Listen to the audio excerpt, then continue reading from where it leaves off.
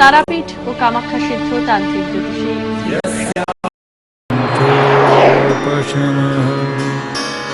শিবো অদ্বৈত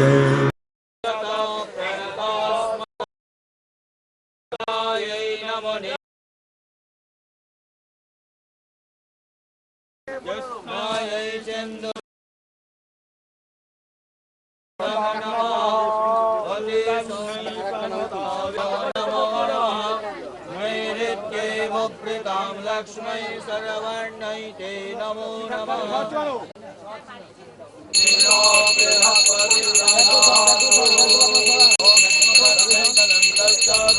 বিভিন্ন সময় বিভিন্ন তিথি এবং নক্ষত্র যুগে আমরা দেখেছি শ্রী গৌরশাস্ত্রী হোম যজ্ঞের অনুষ্ঠান এবং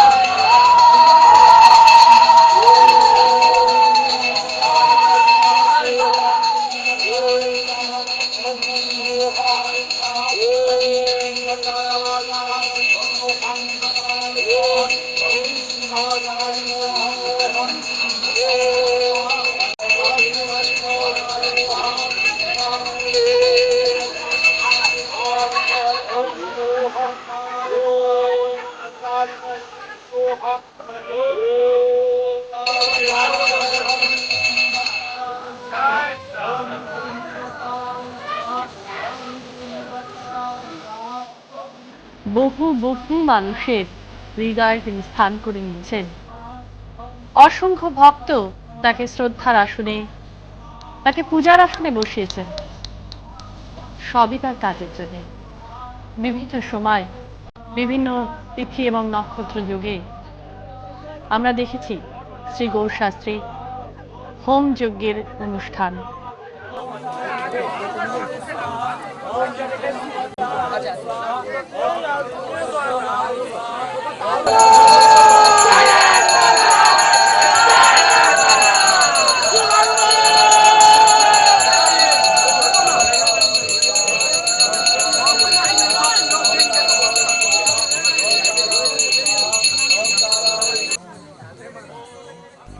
মানুষ তাদের বিভিন্ন সমস্যা নিয়ে এসেছেন এবং নিজে হাতে তারা আহুতি দিচ্ছেন।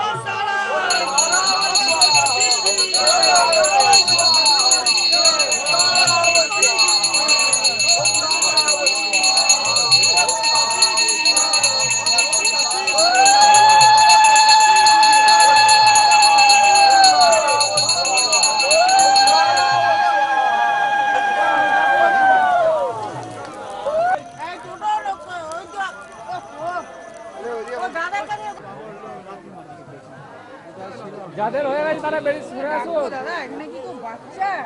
যাদের হয়ে গেছে তারা বেরিয়ে যান এখন থেকে।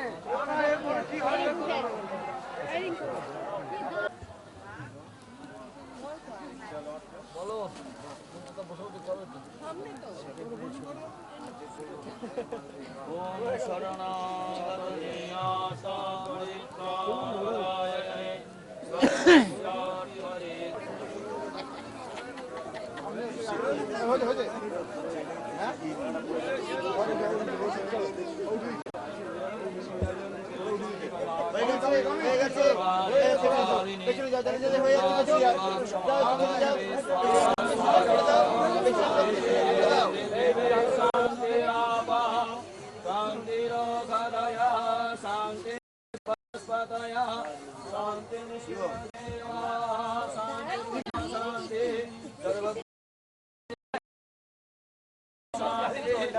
Sama Shanti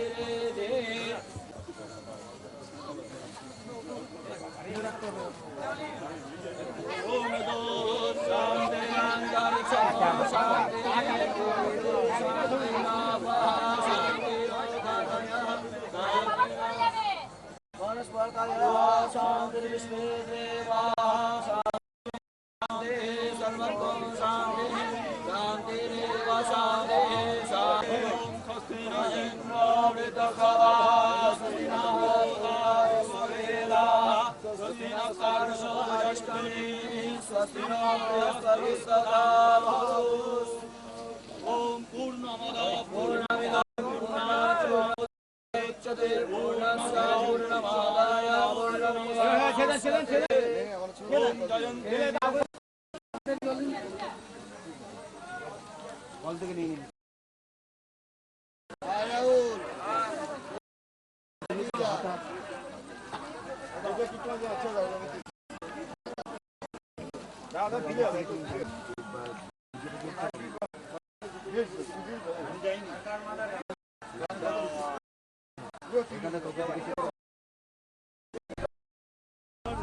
এবার আমরা শুনব দূর দূরান্ত থেকে ছুটে আসা তার এই অসংখ্য ভক্তদের মুখে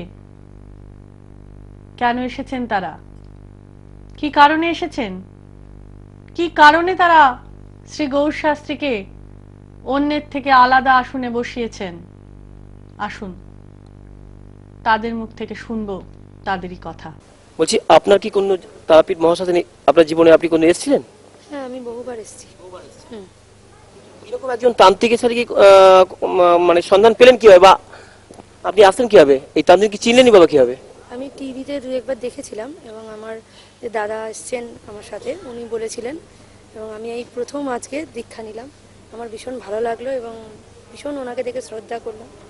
এবং দীক্ষা নেওয়ার সময় আমি একটা জিনিস লক্ষ্য করলাম যে উনি যে মুহূর্তে আমাকে স্পর্শ করলেন সেই মুহূর্তে আমার সারা শরীর যেন মানে নিথর হয়ে গেল, মানে আমাকে যেন ভগবান স্পর্শ করলেন, এরকম একটা অনুভব হয়েছিল আমার মধ্যে। আপনার নাম? সুদীপ চ্যাটার্জি, উত্তরপাড়া থেকে আসে। আপনি কোথায় থাকেন? উত্তরপাড়া, হুগলি। আপনি গৌর শাস্ত্রীর সন্ধান কিভাবে পেলেন? দেখুন, সত্যি কথা বলতে আমি প্রথমে ওনার টিভি প্রোগ্রাম দেখতাম। আমার কোথায়, কোন চ্যানেলে প্রোগ্রাম দেখেছেন? আপনার সোনা বাংলা। ওখান থেকে আমার সঙ্গে মানে আমি অনেকবার চেষ্টা করেছি ওনার কাছে আসবার। আমি চেষ্টা করে আমি পারিনি ওনার সঙ্গে যোগাযোগ করতে, কিন্তু বিগত 1 বছর আগে আমি এখানেই এসেছিলাম, এই মাটিতেই। উনি এখান থেকে চলে যাচ্ছিলেন। উনি আমার মাথায় হাত রেখে শুধু এটুকুই বলেন যে তুই যা, তুই ভালো থাকিস। কারণ আমার তখন মাথার উপর এতটাই মানসিক অশান্তি বা টেনশন ছিল, আমি অত্যন্ত ঋণী হয়ে গেছিলাম বাজারে। উনি আমাকে অনেক দিক দিয়ে মানে শুধু মাথা। কি করতেন আপনি, কি ব্যবসা করতেন? আমি সার্ভিস করতাম। হ্যাঁ, আমার পারিবারিক দিক দিয়ে অত্যন্ত আমার ঋণী হয়ে গেছিলাম কোনো একটা কারণে, ব্যক্তিগত কারণে। সেটা আমি বলতে মিডিয়াতে অন্তত বলতে চাই না, সেটা শাস্ত্রী জানেন। তো উনি ওনার আশীর্বাদ দিয়ে অন্তত আমি মনে করি 50% আমি এখন অন্তত অনেক ভালো আছি। আমরা আজ গৌর শাস্ত্রীর এই তারাপীঠ মহাসাধনে এসে এমন একজন নজির ব্যক্তিকে পেলাম। উনি এই শাস্ত্রীয় অনুষ্ঠানে এসেছেন, ওনার জগৎটা অন্য। তা আমরা শুনবো ওনার কাছ থেকে 2-4 কথা। আচ্ছা দিদি, আপনি কোথেকে এসেছেন প্লিজ? আমি হাওড়া শিবপুর থেকে এসেছি। তো আমি তো শুনেছি যে আপনার অন্য প্রফেশনের সাথে যুক্ত। এই তান্ত্রিক শাস্ত্রী গৌর শাস্ত্রীর কাছে সন্ধানই বা পেলেন কিভাবে, কি জন্য আসতেন? আমি সোনার বাংলা টিভিতে অনুষ্ঠানটা দেখেছি এবং ভিশন চ্যানেলে ওনার অনুষ্ঠান দেখেছি। দেখে আমি এসেছি। আমার একটু ভাই অসুস্থ বা আমারও নিজের অসুস্থতার জন্য আমি শাস্ত্রীজি শরণাপন্ন হয়েছি এবং আমি ঈশ্বরে বিশ্বাসী। তো আমি তারাপীঠে এই মহাতীর্থে আমি জীবনে প্রথম এসেছি। তারাপীঠ মহাতীর্থে। এই যে ধরুন 4 দিন ধরে যে একটা বিরাট অনুষ্ঠান করছে, এই গরিবদের কম্বল বিতরণ থেকে আরম্ভ করে এই সাধু ভান্ডারা থেকে আরম্ভ করে এই 4 দিন থেকে কিরকম লাগছে আপনার? আমার ভীষণ ভীষণ ভালো লাগছে, তা ভাষায় প্রকাশ করবার নয়। প্রচণ্ড ভালো লাগছে এই অনুষ্ঠান, এবং এই অনুষ্ঠানে আমি অংশগ্রহণ করতে পেরেও আমি নিজেকে খুব অভিভূত লাগছে এবং নিজেকে খুব ধন্য মনে হচ্ছে। এবং থেকে শাস্ত্রীজিকে পেলেন কিরকম লাগছে আপনার? আমার ভীষণ ভালো লাগছে, এবং শাস্ত্রীজি নিজের উদ্যোগেই আমাকে আজ এখানে এসেছে, এবং আমি জীবনে প্রথম এই তারাপীঠে এসেছি। আপনার নাম? আমার নাম মাধবী ঘোষ। আপনি কোথায় থাকেন? আমি পিকনিক গার্ডেন। হ্যাঁ, তো আপনি গৌর শাস্ত্রীকে কিভাবে চিনলেন আপনি? আমি টিভি দেখেই আসি। তা আমার কঠিন খুব সমস্যা ছিল, সমাধান উনি করে দিয়ে। আপনার কি সমস্যা ছিল? আমার কঠিন সমস্যা ছিল, তা গৌ শাস্ত্রী ছাড়া কেউ ভালো করতে পারতেন না। আমার দীর্ঘদিন এরকম অসুখে ভুগছিলাম, সমাধান করে দিয়েছে উনি। আমার ছেলেরও এরকম চাকরি হয় না, কোনো শাস্তি পারিনি ওরকম। গৌ শাস্ত্রীর কাছে এসে আমি আগে কোনো জ্যোতিষ বা তান্ত্রিকের কাছে গেছিলেন? গেছিলাম, তান্ত্রিক কোনো করতে পারিনি, সমাধান করতে পারিনি। তাই এনার কাছে এসে আমি এখন, ছেলের আমার চাকরি হয়েছে, গভর্নমেন্ট সার্ভিস চাকরি। শাস্ত্রীকে কি চোখে দেখেন আপনি? আমি ভগবানের মতো দেখি। পিকনিক গার্ডেনে।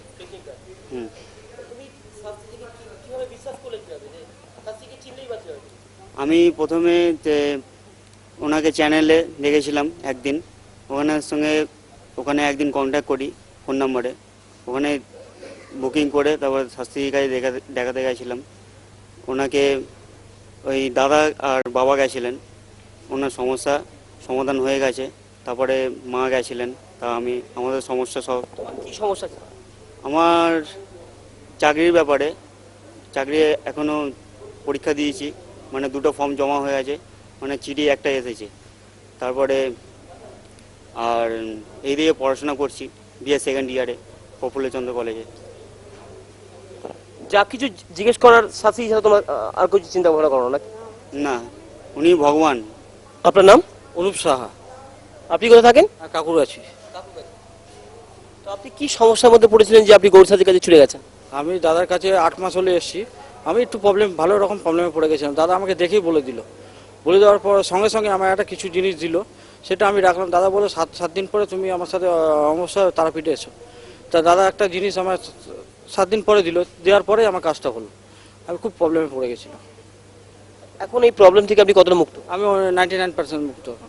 ব্যবসা একটু প্রবলেম ছিল, ব্যবসাটাও এখন মোটামুটি ক্লিয়ার হয়ে গেছে আমার। ঠিক আছে এখন অনেক। এই যে আজকে 4 দিন ধরে আজকে পৌষ অমাবস্যাতে যে এরকম একটা বড় অনুষ্ঠান করছে, আমার তো মানে চোখে দেখিনি আমি এরকম কোনো তান্ত্রিক বা জ্যোতিষরা এত বড় অনুষ্ঠান করতে পারে তারাপীঠের বুকে। সেই অনুষ্ঠানে আসতে পেরে আপনার কিরকম লাগছে? আমি তো দাদাকে ভগবানের জায়গায় রাখবো, ভগবানের পরেই দাদা। আমি তো দেখলাম দাদা যেরকম টিভিতেও যেরকম প্রোগ্রামে বলে, আমি সামনাসামনি এসে দেখেছি। আমি অনেক কিছু ফলো করি, আমি প্রতিটা অমাবস্যা আসি। একজন ভদ্রমহিলা এসেছিল, উনি কাঁদতে ওনার হাজব্যান্ডকে নিয়েছিল, মানে ওনার কাছে পয়সাও ছিল না। দাদা একটা তাবিজও দিল, ওনাকে বলে 1 টাকা ঠাকুরের কাছে দিয়ে যান। আমি বললে আমার কাছে কিছু পয়সা নেই, বলে আপনি ঠাকুরের কাছে 1 টাকা রেখে যান। আমি নিজের চোখেও দেখে গেছি, যেটা দাদা টিভিতেও বলে, আমি সামনাসামনিও দেখেছি। আমরা তো অনেক জায়গায় আপনাকে দেখেছি, আপনি মানে ভক্তিমূলক গানের সাথে যুক্ত।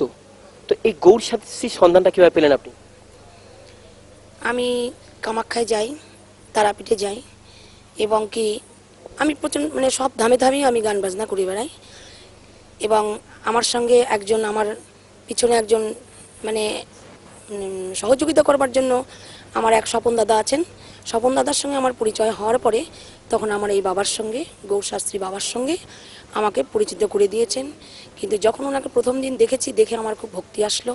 ভক্তি আসার পরে ওনাকে যখন আমি গান শুনিয়েছি, উনি তখন আমাকে বুকে টেনে নেওয়ার চেষ্টা করলো।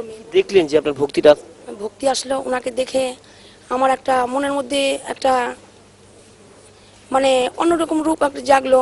যেহেতু আমি গান গাইছি, উনি আমাকে ভালোবেসে বেশ আমাকে কিছু সহযোগিতা করেছেন। কারণ আমরা গরিব মানুষ, আমরা যেভাবেই হোক না কেন, আমি গরিব মানুষ, আমাকে যতটুকুনি আমরা যদি দু-চার জায়গায় যদি মানে 2-5 টাকার জায়গায় যদি আমরা 50 টাকা পাই সেখানে আমরা সন্তুষ্ট, আমাদের বেশি তো কিছু লাগে না। তাই বাবার কাছে যখন আমি প্রথম গান করেছি, বাবা তখন আমাকে অনেকটা সহযোগিতা করেছেন, যার জন্যই বাবাকে আমার খুব ভালো লেগেছে। তারপরে বাবা আমাকে যখন যেখানেই ডাকবেন আমি সেখানেই বাবার কাছে যাব, আমি কোনো পয়সার অধিকার বাবার কাছে করবো না। আপনি কি কোনো এর আগে কোনো বাবা বা জ্যোতিষ বা তান্ত্রিকদের কাছ থেকে এরকম কোনো সম্মান পেয়েছেন? না, আমি কোনোদিন কারো কাছে এরকম সম্মান পাইনি, যার জন্যই আমার গৌরশাস্ত্রী বাবাকে খুব ভালো লেগেছে। তাই আমি বাবাকে দেখে, বাবার চরণে স্মরণ রেখে আমি সবখানে ঘুরে বেড়াই। গৌরশাস্ত্রীকে ব্যতিক্রম, এবং গৌরশাস্ত্রী বাবাকে আমি প্রচণ্ড ভালোবাসি, এবং আমাকে যখনই যেখানে ডাকুক না কেন আমি বাবার, তারপরে গান বানিয়েছি, বাবাকে প্রণাম করি। মঞ্জুরি সেনগুপ্ত, আপনি কোথায় কোথায় থাকেন? পাঠানগর থেকে এসেছি। তো আপনি কি উপকার পেয়েছেন যে গৌরশাস্ত্রীর কাছে এসে? আমি দাদাকে স্বপ্নে দেখে এসেছিলাম। হ্যাঁ, আমার ছেলের জন্য। আমার ছেলেকে একটা স্টোন দিয়েছে, সেটা স্বপ্নে দেখিয়েছে যে এই স্টোনটা নিয়ে তোর ছেলেকে পরিয়ে দে, তোর ছেলের ভবিষ্যতে উন্নতি হবে। আপনার ছেলে কি সমস্যায় পড়েছে? আমার ছেলে অনেক রকম সমস্যায় পড়েছিল, সেটা আমি সব কথা বলতে পারবো না, অসুবিধা আছে মিডিয়াতে বলা। কতটা মুক্ত আপনি? অনেকটা মুক্ত আছি। আজকে যে তারাপীঠ মহাশ্মশানে এসেছেন, কি কি সমস্যাটা নিয়ে? আমার ছেলে চাকরি বাকরি, তারপর আমাদের নানান রকম বাড়ি ঘর, মানে প্রতারিত হয়েছি আমরা। অনেক জায়গায় গেছি, অনেক কিছু করেছি, কিন্তু কিছুই ফল পাইনি। ওনাকে আমার খুব বিশ্বাস করি, ওনার প্রতি আমাদের বিশ্বাস আছে, এখনও বিশ্বাস আছে ওনার প্রতি। বিশ্বাস করেছি এবং বিশ্বাস আছে ওনার প্রতি, আর ওনাকে আমি খুব শ্রদ্ধা করি। আমার ছেলে এবং আমি, আমাদের পরিবার সবাই ওনাকে শ্রদ্ধা করে। যে সমস্যাটা নিয়ে এসেছেন পুরোপুরি সমস্যা সমাধানের জন্য আজকে তারাপীঠ মহাশ্মশানে এসেছেন, তাই তো? আজকে এসেছি। আমার নাম গোবিন্দ চক্রবর্তী। আপনি কোথায় থাকেন? আমি থাকি বারুইপুর অঞ্চলে। বারুইপুর অঞ্চল। হ্যাঁ। আপনি গৌরশাস্ত্রীর সন্ধান পেন কি? সেই সন্ধান পেলাম টিভিতে, বা নিজস্ব টিভিতে অনেক দিন দেখাশোনা করার পর অনেক অনেক জ্যোতিষী বা অনেক তান্ত্রিক এগুলো দেখাশোনা করে আমি নিজে মন থেকে, আমার মা যেন টেনে বলল যে ওনার কাছে গেলে আমার সমস্ত সমস্যার সমাধান হতে পারে। এইরকম, বা আমি বা আমার বউ করুণা চক্রবর্তী, তার ফলে ওনার আমরা আমরা ওনার না না, বিশ্বাসটা হলো কিভাবে আপনার? আমাদের নিজস্ব বিশ্বাস, মন থেকে বিশ্বাসটা হয়েছে, বাবার কাছে আসবো, মা টানিয়েছেন, আমি ওই জন্য বাবার কাছে এসেছি। আমার খুব বিশ্বাস যে বাবাকে আমি খুব বিশ্বাস করি, যার জন্যই এসেছি। আমার সমস্যার সমাধান হবে, এটা আমার বিশ্বাস। মানে আপনি মানে পুরো 100% বিশ্বাস বাবার কাছে এসেছেন, আপনি সমস্যার সমাধান পাবেনই? আমিও তাই আমি বাবার কাছে এসেছি, মানে কি আমি আগেও অনেকবার এসেছি। এখানে এসে ওনার কাছ থেকে যা যা উনি বলেন, একদম মানে মহামন্ত্র যাকে বলে তাই। আচ্ছা, কেন বাবাকে আর 5 জন তান্ত্রিকদের থেকে ব্যতিক্রম দেখলেন? কি ব্যতিক্রম দেখলেন? বলতে মানে তারা যেন আমার এই 60 বছর বয়স হয়েছে, তাতে যেন ওতে যেন কোনো একটা ডেফিসিয়েন্সি এরকম আমি বুঝতে পারি। আমার এই ছোট্ট অভিজ্ঞতায় আমি যেটা বুঝতে পারি যে ওনারা বলছেন কোনো কিছু একটা ফাঁক, এরকম একটা ব্যাপারটা। কিন্তু এখানে ওনার কাছে এসে বা ওনার সান্নিধ্যে এসে আমি যে ফাঁকটা, কোনো কিছুই ফাঁকের কোনো মানে কোনো ছিদ্রই পাইনি, পিনের ছিদ্র পাইনি। প্রথম এসেছি, ওই শাস্ত্রীকে দেখলাম, এখানে বেশ ভালোই লাগলো, ভালোই লেগেছে, খারাপ লাগেনি। বস্ত্র বিতরণ আমি তো এরকম কোনোদিন দেখি না, তো সেই জন্যই যে তান্ত্রিক অবস্থায় যে শাস্ত্রী যে আর 5 জন তান্ত্রিকদের থেকে ব্যতিক্রম। হ্যাঁ, সেইটা হ্যাঁ ভালো লেগেছে। আমার নাম মহাদেব বৈদ্য। আপনি কোথেকে এসেছেন? বেলুর থেকে এসেছি। তো আপনি এই শাস্ত্রীর সন্ধান কিভাবে পেলেন? আমি ওই যে টিভিতে প্রোগ্রাম দেখেছি, প্রায় ধরুন 6-7 মাস হয়েছে দেখেছি। দেখার পরে তারপরে এই 1 বছর হয়ে গেল ওনার কাছে এসেছি। আমি যে সমস্যায় পড়েছিলাম, ওই সমস্যাতে আমাকে উনি ভীষণভাবে উপকার করেছেন। কি সমস্যার মধ্যে পড়েছিলেন? আমি আমার ওই পারিবারিক সমস্যা কিছু ছিল, ব্যবসার কিছু সমস্যা, ব্যবসাটা প্রায় ডুবেই গেছিল। উনি আসছে আমাকে উপকার গেছে, সেই উপকার আমি কোনোদিনই পাবো না, ফিরে পাবো না। আপনি কি জ্যোতিষ বা তান্ত্রিকদের বিশ্বাস করতেন? চলে যাচ্ছে, কিন্তু আমি খুব বিশ্বাস করি এগুলো, তো লোক হিসেবে বিশ্বাস করি। আমি অন্য কোনোদিন কারোর কাছে যাইনি। টিভিতে অনেক প্রোগ্রাম, অনেক জ্যোতিষী দেখেছি, দেখার পর ওনাকে আমার খুব ভালো লেগেছে, যার জন্য আমি ওনার কাছে ছুটে এসেছিলাম। আমার নাম মানস রঞ্জন চ্যাটার্জি। আপনি কোথেকে এসেছেন? আমি বর্ধমান থেকে এসেছি। তো আপনি এই যে আজকে গৌরশাস্ত্রী যে বিশাল একটা হোম যজ্ঞ ক্রিয়াকর্ম করলেন, আপনি কি এরকম হোম যজ্ঞ ক্রিয়াকর্ম আগে কোনো দেখেছেন? আগে অনেক জায়গায় দেখেছি, তবে এই ধরনের সিস্টেম এত সুন্দর মেনটেন করে আর 4 দিন ধরে উনি যে প্রোগ্রামটা করলেন তাও দেখিনি। এটা আমার এই প্রথমই দেখা। আমি এখানে বহুবার এখানে দেশে এসে দেখলাম যে ওনার যে শিষ্য যারা এসছেন বা কামনা উনি এখানে বসে করলেন, তার জন্য ওনাকে আমি ধন্যবাদ জানাই। এই যে শয়ে শয়ে যে ভক্ত এসছে এই হোম যজ্ঞ ক্রিয়াকর্মে পার্টিসিপেট করতে, তা আপনি কি কোনোদিন দেখেছেন যে তাদের প্রত্যেকের ব্যাচ করা হয়েছে এবং প্রত্যেকের নামে নামে কার্ড করা হয়েছে, এরকম কি আপনার অনুভূতি হয়েছে? আমি কোনোদিন দেখিনি, এটাই প্রথমবার। কেনই বা উনি আজ মানুষের কাছে এত জনপ্রিয়? কেমন লাগে শ্রী গৌর শাস্ত্রীর এই জনপ্রিয়তা, মানুষের জন্য কর্ম করার এই নেশা? আসুন শ্রী গৌর শাস্ত্রীর কাছ থেকে শুনবো ওনার কথা নিজের মুখে।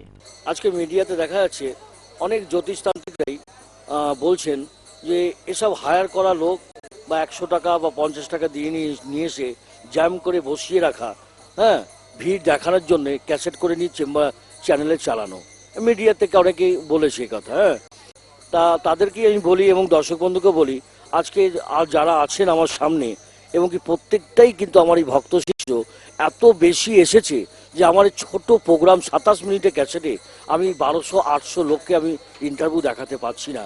যারা আমার থেকে দূর দূরান্ত থেকে এসছেন, যারা অনেক অনেক উপকার পেয়েছেন, ফল পেয়েছেন, তাদের মুখেই তারা নিজেরাই বলেছে এবং অনেকেই বলবার জন্য আরও বেশি আগ্রহ, কিন্তু এখানে বলার মতো শেষ এই যে চ্যানেলে চলবে 27 মিনিট, তার জন্য আমাকে আমার 8-9 ঘন্টা সময় দিতে হয় প্রতিটি ভক্তবৃন্দর থেকে সব সাক্ষাৎ নেওয়ার জন্য।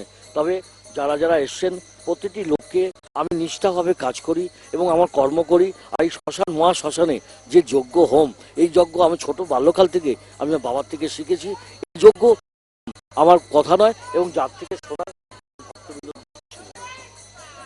তো ভালো থাকতে পারেন, তাদের সম্বন্ধে 2-4 কথা বলুন প্লিজ। এই অমাবস্যা, পৌষ অমাবস্যা, ভাদ্র মাসে অমাবস্যা, আমাদের তন্ত্রক্রিয়া যে যোগে আমরা কাজ করতে পারি, শনি 7.5, মাঙ্গলিক দশা, ব্রহ্মদোষ, কালস্বপ্ন যোগ এবং অনেক অনেক আরও কাজ আছে যেগুলো বলা যাবে না, সেই দোষগুলো ক্রিয়াগুলো এই দোষে কাটানো যায়। তবে আমি নিষ্ঠাভাবে কাজ করে সকাল থেকে উপোস থেকে যে কাজগুলো করে দিলাম, ভক্তবৃন্দরা যারা বাড়ি যাবে 7 দিন 10 দিনের মধ্যে বুঝতে পারবে যে ওরা কি ফল পেয়েছেন। আপনি যে এই 4 দিন ধরে যে এত সুন্দরভাবে একটা প্রোগ্রাম করলেন, এটা কিভাবে করলেন? মানে আপনি কি প্ল্যানিং ওয়াইজ করেছেন? আজকাল যারা নতুন শিখেছে, এই শ্মশানে তাকিয়ে দেখুন না, 4টে মোমবাতি জ্বালিয়ে একটা যোগ্য মাতারা করে চিলেছে, কারণ কি? কিন্তু আমি এমনই একটা তান্ত্রিক, বাল্যকাল থেকে তন্ত্র সাধনা শিখেছি যে আমি কিন্তু মুখে কিন্তু আমার গন্ধ কেউ পাচ্ছ না, আমি মদ খাইনি, আমি খেলে একটা সিগারেট খেয়েছি, জল খেয়েছি, বাকি কিন্তু কোনো কারণ নেই। দেখো সারা তারাপীঠটা দেখছো যে সবাই কারণ খেয়ে মা করে চিৎকার করে বেড়াচ্ছে। আমি কিন্তু বাল্যকাল থেকে কামাখ্যা পীঠ, যে 51 পীঠের শ্রেষ্ঠ পীঠ, সেই পীঠে আমি বিদ্যা শিখে আমার কাছে যে কাজ এই অল্প সময়ের মধ্যে 5 ঘন্টায় যে সফলতা দিলাম আমি তাদেরকে, কিন্তু এটা কিন্তু অনেকেরই শিখতে হবে। এখনকার লোকরা যারা আসছেন মিডিয়াতে তন্ত্র সাধনা শিখে, তারা কি করছেন, 1 ঘন্টার মধ্যে শোয়া করে কিছু ঘি ঢেলে দিয়ে সব ভক্তদের নিয়ে চলে গেল, ফল কিছু পেল না। তন্ত্রক্রিয়া নিষ্ঠাভাবে যদি করা যায়, অবশ্যই মা কথা বলবে। ব্রহ্মাকে স্মরণ করে মার কানে মন্ত্র দেওয়া, তন্ত্রক্রিয়া তন্ত্র বংশের আমরা ভুল করতে পারি না, কারণ আমরা এটা ব্যবসা নিইনি। আমরা মনে করেছি দূর দূরান্ত থেকে যে লোক আমাদের কাছে কষ্ট করে এসেছে, গ্রামে বাসে গাড়িতে চেপে, তার প্রতিটি সমস্যা নিয়ে এসেছে। এই সমস্যার কাজটা আমাকে দেখতে হবে। কারো দুঃখ, কারো স্বামী সংসার থেকে বাইরে আছে, কারো বিয়ে করেছে সন্তান নেই, কেউ ছেলে বড় হয়েছে তার চাকরি নেই, বিভিন্ন সংসারে আজকে আমরা জর্জরিত হয়ে আছি। পয়সার জন্য যা বলছি তা দিচ্ছেন, কিন্তু জায়গা মাধ্যমটা খুঁজে ঠিক পাচ্ছেন না। কোন জায়গায় গেলে সঠিক ফলটা আমি পাবো, সেই জায়গায় আজকে এই যা ভালোবাসা পেয়েছি, এই জায়গায় মার পাওয়া। আমি অর্থটা বেশি দেখি না, আমি দেখি এই ব্যক্তি যারা আমাকে ঘিরে রেখেছেন, বাবা করে সম্মান দিচ্ছেন, এই সম্মানের কাছে কিচ্ছু নেই। অর্থ আমার কাছে লুকিয়ে আছে অন্ধকারে, সেটা তো আমাদের দেখাতে পারবো না কি আছে, কিন্তু এই যে সামনে যেগুলো আছে, এগুলোই তো আমার ভাই, দাদা, কাকা, বাবারা রয়েছেন, এদেরকে নিয়ে আমি খুব আনন্দে আছি। এরা আমাকে সম্মান দিয়েছে, আমাদের ফল পেয়েছেন এবং তারা আমাকে গুরুজি বলে মেনেছেন এবং কেউ দাদা বলে ডাকছেন, কেউ কাকা বলে ডাকছেন, কেউ জেঠু বলে ডাকছেন। এই যা ভালোবাসার কাছে